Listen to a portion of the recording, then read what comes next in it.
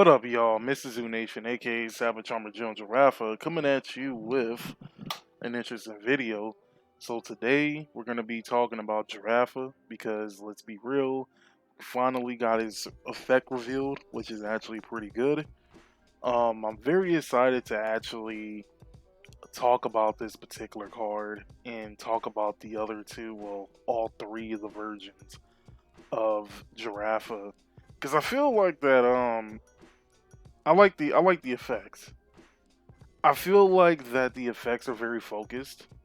I do feel like that everything about what Giraffa brings up to the table, brings up for Make a Colony is actually pretty good as well.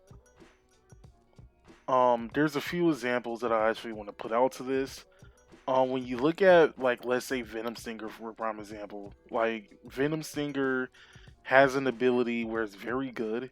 It allows you to manipulate your opponent's damage zone, which is something that is kind of sort of needed, but not at the same time because there's no other Mega Colony, card within the clan, both in the older version of Vanguard and the newer version of Vanguard, that has a similar effect or can actually support it. Is like outside of Interlude Scissors and High Class Moth, there's no other effects that can actually support it or something that can enhance it. So at the end of the day, it's like it's a very good effect, but it also feels out of place. And I remember bringing this point up like a while back when I was doing machining for a prime example.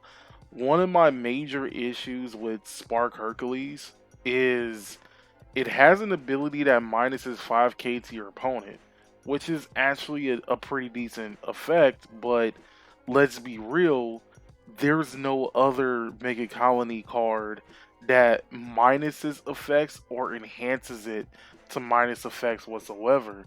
Not to mention that it has machining in his name, and if other machining cards did an effect similar to Spark Hercules, I would have 100% like been would have been down with it. Like, I'm gonna be real with you, they don't know what they're doing when it came to making machining. Like, we had like two other supports of machining, and both of them do completely different things and demands completely different things as well, which is the reason why machining is all out of whack and all out of place and all this other stuff though. But that's for a whole nother video. We talking about Giraffa today. I'm very excited, especially since my name is Savage Armor Jones Giraffa, but that's besides the point. So let's get into a summary of what all three Pupa, Lead, and Evil Armor does. Pupa has a Vanguard skill that allows you to discard a card and search for a Giraffa with the same name.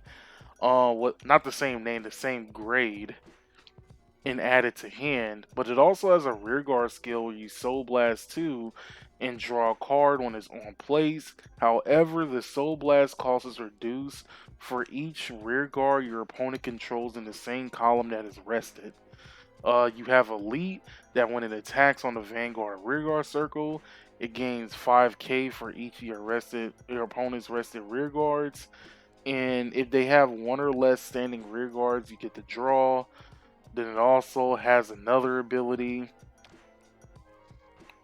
where he has another ability where anything that's in the exact same column as him can't switch positions, and they can't restand. But then you also have Evil Armor that when he attacks on the Vanguard circle, he forces your opponent to call two cards from their hand to the rearguard circles without their auto abilities activating. So basically, it's what is it, Shiranui Rene? And then you have the second ability where it gains 5k for each Giraffa card in the soul with different names. And if it has two or more, and your opponent is at grade 3, you're able to and your opponent is at grade 3, it gets an extra critical, so the critical becomes two.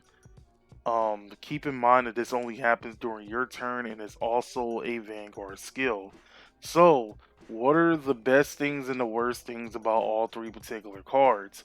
Well, the best thing, in my personal opinion, is that they're very flexible. Like I said, one of the things that makes this support very focused is that it can actually go into a lot of other Mega Colony clans, sub clans, my bad.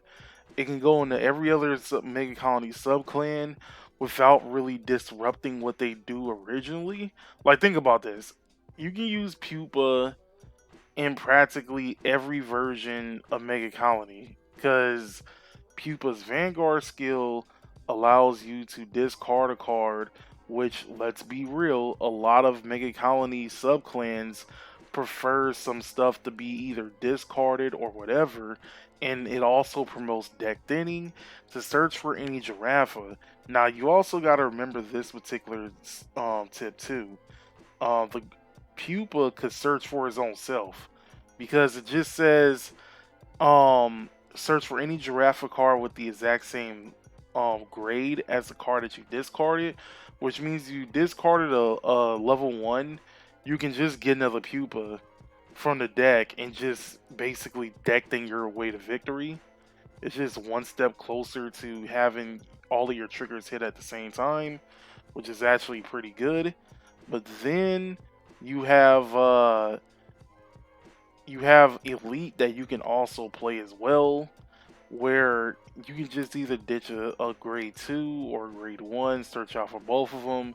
Because I'm gonna be real with you, you don't have to always play Evil Armor in all of your builds though, but like if you don't, you always get I always guarantee anybody to play like a play set of both Pupa and Elite at the end of the day. Because I do feel like that would be like the best thing. Then you also have Elite that allows you to gain power, and it also allows you to draw a card. Because 90% of the time, your opponent's not really going to have any. They're not going to have any standing like rear guards or anything else like that. So that's pretty good. However, I do feel like that the major issue with Elite will be if your opponent doesn't have any rear guards at all. At that particular point, you're just counterblasted one to draw a card, which isn't really nothing bad with that. There's really nothing bad with draw power, but I would have to say that at the end of the day, is it really worth it? Because counterblast management is a very huge issue, and it's not like a huge issue with Mega Colony because we do have like more than enough cards to actually justify using the counter wasting counterblast, but at the same time you don't want to go gun hole on your counterblast. Like let's be real, like we're not using Spark Hercules where like it requires two counterblasts though, but at the same time, you don't always want to waste resources only for the next turn. You have to, use up a lot of resources just to gain counterblast back. Nah, your counterblast management is pretty, crucial. And at the same time, your counterblast is like precious, like it's golden. So at the end of the day, we don't always want to do counterblast one draw card, even if we don't gain any power. You gotta remember it's a 9k, it's not a 10k, and you still gotta boost it just to hit your opponent at the end of the day as well. But I would say, in a way, you treat this card similar to Berserk Dragon. Like if he's on the Vanguard circle, most definitely go for the draw regardless. Like I would definitely say like go for the draw anyway. But at the end of the day, you still need those counterblasts. So what about evil armor? Like it allows you to force your opponent to put two cards from their hand and place it on the rearguard circles, which is actually pretty good. They're losing hand, and although both of those cards could be grade twos in order to intercept, they still losing cards from hand at the end of the day. If this is the first card that you're attacking with, most definitely they still got two other attacks to worry about. And while I will admit one of the worst things about using pure Giraffa is that it doesn't do four attacks, where like that's where the meta kind of demands right now is you do four attacks minimum. So at this particular point, because you're only doing three, you have to rely heavily on big numbers, which could be a good thing and could be a bad thing at the same time. But you look at, like, let's say Asha, where she does huge numbers, has multiple criticals and everything else like that, and she gets cucked out by like Protect clans because they have enough like PGs in hand in order to not really give a damn about what Asha does, which is actually pretty good. However, I feel like that this is a little bit of a different case because you have like Antlion for a prime example that allows you to um it allows you to make sure that your opponent doesn't use any what is it? They don't use any sentinels whatsoever. But then you also have the fact that you're forcing your opponent to discard, and you're forcing your opponent to play cards in their hand, so they have a less of a chance of actually surviving every attack that you do compared to Asha, where all she does is just big numbers and swing. Like, big numbers and swing is cool though, but like if your opponent has more than enough hand, big swing and numbers ain't gonna do shit. Like, let's be real on that at the end of the day. So that's what I feel like the advantage Evil Armor has. Even though he only does three attacks, he makes up for with all the hand control that your opponent does. So what about the major cons? I feel like that there are a few things to be considerate when playing Giraffa. The first one is Giraffa is a mid to late game deck. So meaning that there's really no early gameplay, which is pretty sad. That's big sad. But at the same time, you just gotta survive. Like, here's the issue. Like, the format is very fast and it's very powerful. Like, to a point where the moment somebody gets to grade 3, the opponent is almost guaranteed to be at 5 damage if they drew into everything that they needed. Because that grade 3 turn is very powerful while your opponent's still at grade 2. And unfortunately, that is a advantage that not only Giraffa but Mega Colony in general just does not have. I would say the closest to like good early gameplay would probably be like Gridora, but that's if you get all the setups correctly. And at the same time, that may not even be as good. Like, it's not going to be like Aqua Force or anything else like that. So you can't necessarily have like super pressure on your opponent or anything else like that. But even though it's like a mid to late game, it still does pretty good. Like, I know a lot of people don't really believe in second grade 3 turns, but I feel like second grade 3 turns is where Mega Colony shines the most. And all you have to do prior to that is just survive. And we'll get to that in a minute as I go over a few other things with cards that can go with it. Now, you have this other thing, this major issue that I have with this.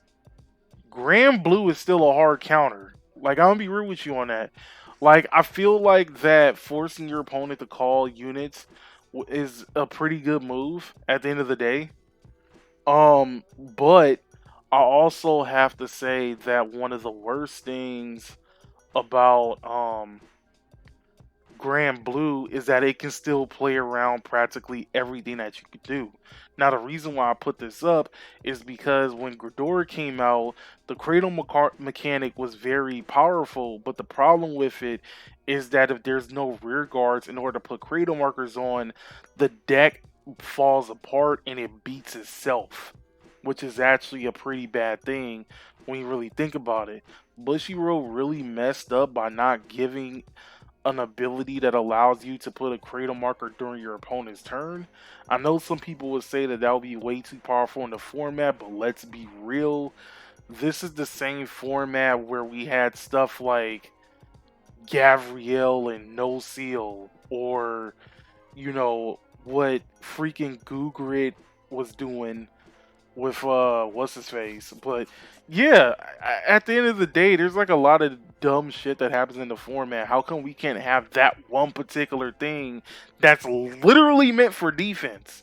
But anyway, and Grand Blue was definitely a clan that can do this perfectly because they can just pull out a field out of nowhere, do all their attacks and do everything else, and then by the end of their turn, they can just clear out field and they won't have any way to combat the cradle marker mechanic. But with this in particular, it still goes by, Grand Blue still having a huge advantage against Mega Colony in general because, like, everything Mega Colony does, they plus off of it. For a prime example, using the mill mechanic.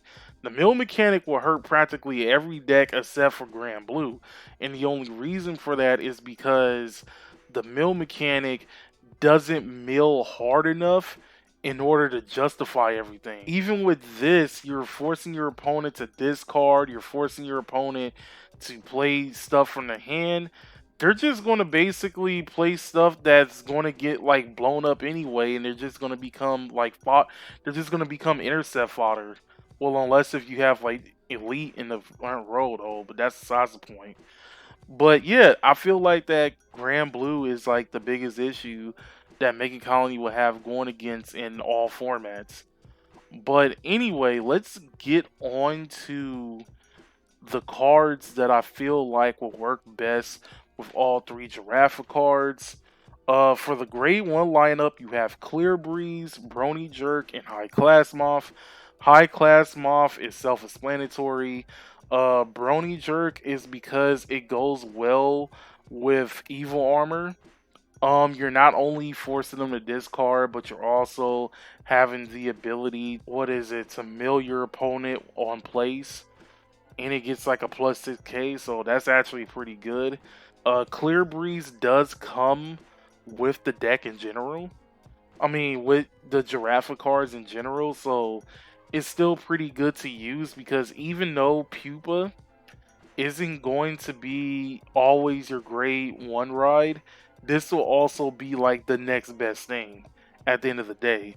Then for the grade 2s, you have Stamping Red, Hiding Killer Leaf, and Megalar Lancer. Megalar Lancer does help with Evil Armor skill, so that's the reason why he comes there. Plus, he does come as a reprint. Then you have Hiding Killer Leaf, where this helps with the mill mechanic. If you wanted to like mix up Giraffa and the mill mechanic, because I feel like, in my personal opinion, the mill mechanic with Giraffa kind of sort of works hand in hand, and I'll get to that once I give out my deck list. And Stamping Red, because she's not only draw power, but if you wanted to do like a mixture of Giraffa and Cradle, just because you're playing Clear Breeze, then she's also a decent target as well. For the grade 3s, Antlion, Cyclomatooth, and Intimidate Mew Darkface are your best grade 3s to go with this. I will also say Venom Stinger as like a backup finisher, but I don't think that using Venom Stinger will be like the best with Giraffa, but I'm not saying that it won't work either. Antlion, because I feel like, in my personal opinion, this is the best version of Antlion we'll ever get. Like, here's the issue with Antlion. You had to discard 2 cards, Soul Blast a grade 3, which you could not do in a timely manner. But now that we have High Class Moth, now that we have multiple ways of putting stuff into the soul, especially grade 3s, it's a lot easier using Antlion skill. So that's actually pretty good. And like I said, this is like the best version of Antlion we'll ever get. Then you have Cyclomatooth. Cyclomatooth go very hand in hand with Evil Armor because of his Pseudo Break Rise skill, where whenever a grade 3 rises on top of him, you force your opponent to discard a card, which would definitely come in hand with Evil Armor skill when he's able to force your opponent to call 2 cards from their hand. And then of course putting Brony Jerk all together, the plan comes all together. It's self-explanatory, man. Cyclomatooth and Giraffa are best friends. And then Intimidating Mutant Darkface, he is a rearguard skill grade 3 that can work on both Vanguard and Rearguard Circle. And like I said, if you wanted to do that Cradle Marker mashup, he's like your best bet in Aquadora. So yeah, that's the reason why he's in there. So how do you build a Giraffa build in standard format? We're gonna get to a premium format version in general. So we're gonna do that eventually. I'm still working out a few stuff, and this standard build is not going to be the final product. This is basically what I came up with so far. So grade zeros, you're gonna have your starter. You're gonna have 4 heals, but 2 of those heals are gonna be the grade 3 heals because let's be real, we're gonna definitely do that. Then you have 7 criticals. Then you have 2 sentinel crits, and then you have 3 draws. 2 of those draws being the draw trigger PGs. Then you have for the grade 1 lineup, 4 Pupa, 3 High Class Moth, 2 Dorcas, 3 Brony Jerk. Grade 2 lineup being 4 Elite, 3 Megalar Lancer, 3 Bloody Hercules, and 1 Hiding Killer Leaf. And your grade 3 lineup is 4 Evil Armor General Giraffa, 3 Cyclomatooth, 3 Antlion, and 2 grade 3 heals. Even though I already said the grade 3 heals already before. But here's the thing. They haven't updated the deck log thing yet. So imagine that those 4 heal triggers are the well, 2 of those heal triggers are the grade 3 heals. So that's why it kind of like looks weird right now. But yeah, that's basically what I got for everything right now.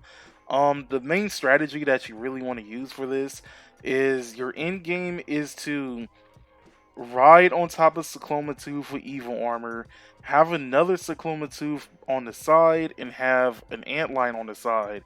You attack with Cyclomatooth first, first forcing your opponent to mill, which is actually pretty good. Here's the thing.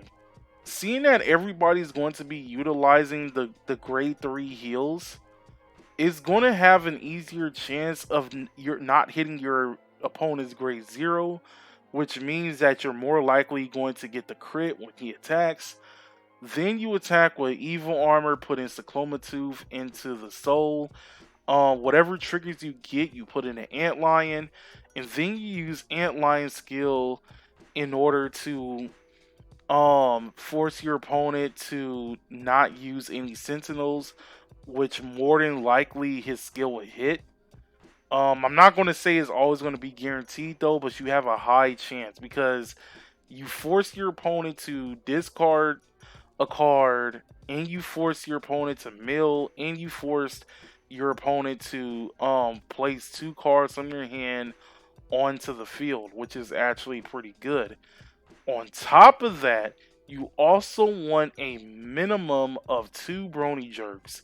1 Brony Jerk behind the Evil Armor, and 1 Brony Jerk behind the Antlion. That way, you're forcing your opponent to discard 1 card per attack.